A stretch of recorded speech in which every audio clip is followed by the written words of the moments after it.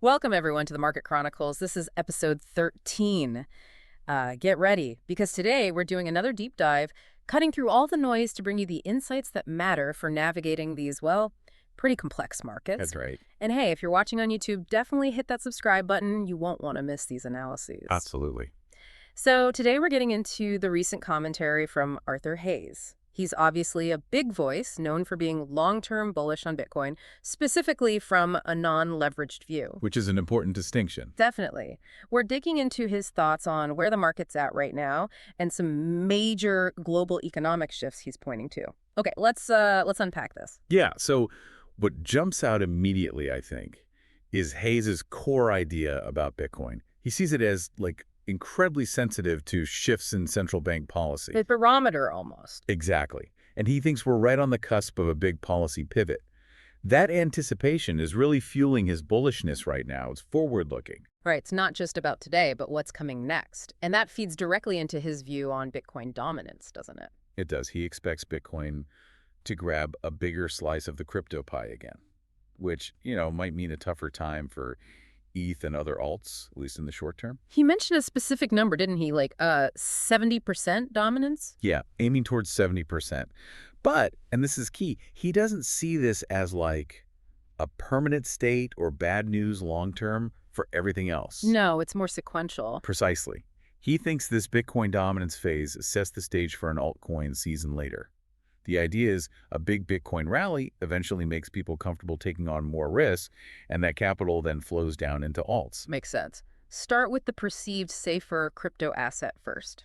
Now, speaking of risk and other coins, his take on Ethereum is interesting, especially with all the negative chat around it lately. Yeah, very interesting. He calls it the most hated layer one from the last cycle. For anyone less familiar, a layer one is that base blockchain, like Ethereum itself. So why is being the most hated potentially a good thing in Hayes's view? It's really about market psychology, isn't it?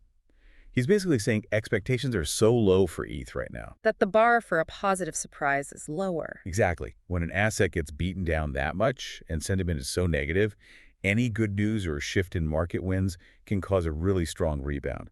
The bad stuff is already priced in, supposedly. Okay, let's shift gears a bit. Beyond just crypto, Hayes talks a lot about the U.S.-China economic situation. He sees the recent U.S. tariffs not as something totally new, but more like turning up the heat on an existing negotiation, right? A longer game about global economic power. Yeah, he frames it as an acceleration. This isn't just about tariffs this year. It's part of this much larger, longer-term rebalancing act between the U.S. and China that's reasserting its historical economic weight. It's about finding a new equilibrium, basically. That's his perspective. Yeah. And these trade actions are just, the visible tools in that negotiation. And he's pretty doubtful that they'll reach some big, comprehensive deal anytime soon. Why is that? His reasoning focuses on the internal politics in China. He argues that Xi Jinping simply can't be seen to, quote, bend the knee or make huge policy changes because of outside pressure. He draws that historical parallel, too. Right, back to the 19th century, the unequal treaties. Hayes thinks evoking that period is crucial. Appearing to give in to external demands on core economic strategy would be very difficult domestically for the current leadership. So a deal requiring major Chinese concessions, unlikely in his view. Okay, so if a big deal is off the table, what does Hayes think China will do? He's predicting a major shift. China pursuing a truly independent monetary policy, something he argues they haven't fully done since, 1949. Wow. And what does that look like? Practically. Probably involves significant money printing and letting the currency, the yuan, devalue, maybe aiming for 8, 10, even 11 CNY to the dollar. And the logic behind that. Well, he points out China's already dealing with a balance sheet recession, people paying down debt, not spending. Plus, they deliberately popped their property bubble. So they have domestic headwinds. Big ones. Devaluing the yuan would help their exporters, make things cheaper globally, and generally ease financial conditions at home. And importantly, for his thesis, he sees this as good for crypto. Because? Yeah. Is it tied to his view on recent market rallies? Yes, exactly. He tends to view these current rallies in traditional markets as likely bear traps. Meaning temporary bounces that fool people. Pretty much. Okay. Because the fundamental U.S.-China issues aren't resolved. Without sorting that out, he's skeptical these rallies have legs. The underlying instability is still there. Okay. And how does the U.S. fit into this picture? How does Hayes see the U.S. responding? He sees the U.S. facing a different problem. Mm-hmm. The loss of manufacturing, structural issues.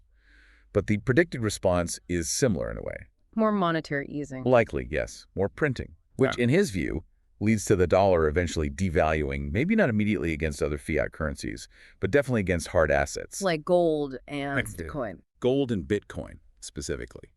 So you have both major powers potentially resorting to the printing press for different reasons, leading to fiat debasement relative to scarce assets over the long run. Which circles right back to why he favors crypto. Mhm.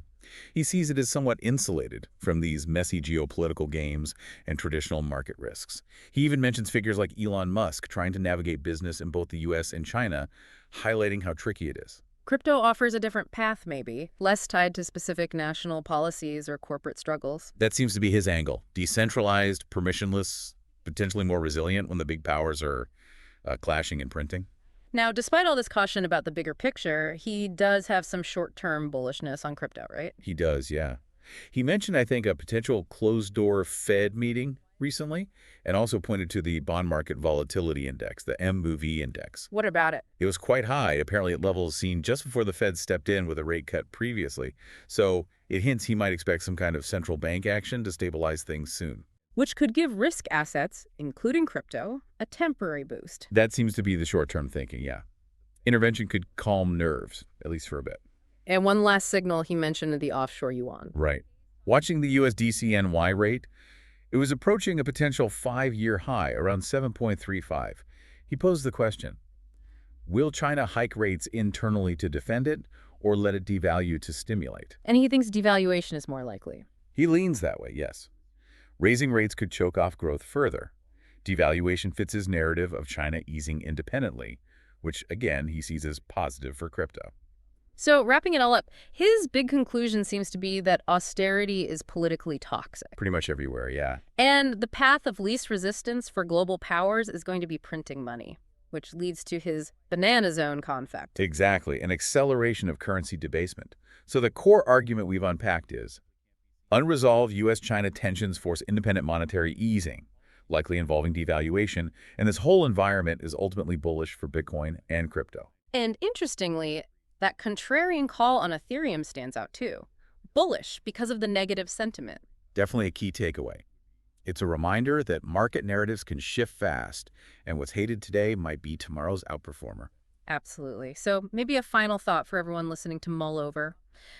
Given this complex dance between global powers and their monetary choices, how might the actual fundamental value of different assets, crypto, gold, stocks, bonds, be reshaped in the coming years? Not just the day-to-day prices, but the long-term story. That's the big question, isn't it? How these tectonic plates shifting might redefine value itself. Lots to think about. Thanks for tuning into this deep dive on the Market Chronicles. We'll catch you next time.